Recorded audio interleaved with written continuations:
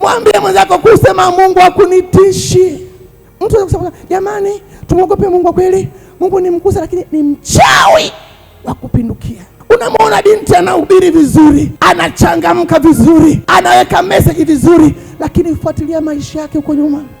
Kuna mahali umetempa unabii wako. Mungu si mtu hata aseme uongo. Mungu si mwanadamu hata ajute. Kama amesema, amesema.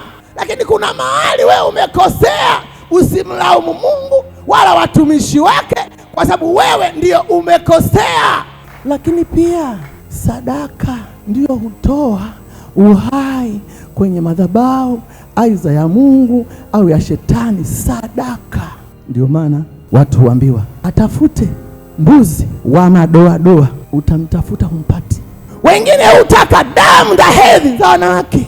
Mwingine huja kama boyfriend tu, na umeokoka lakini una boyfriend. Ni boyfriend wangu.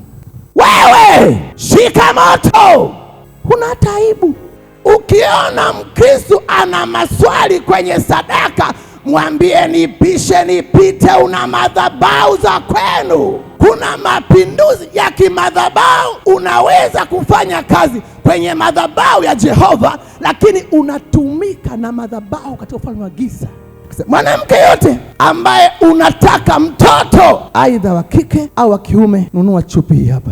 Watu wasio na ufikiri mrefu wa kiroho wakimbia hata mimi nataka mtoto wa kike, mimi nataka mtoto wa kiume, hata mimi nimechelewa, wakachukua chupi. Kwa wenzake ana mapinduzi ya kiroho kwenye madhabahu za giza.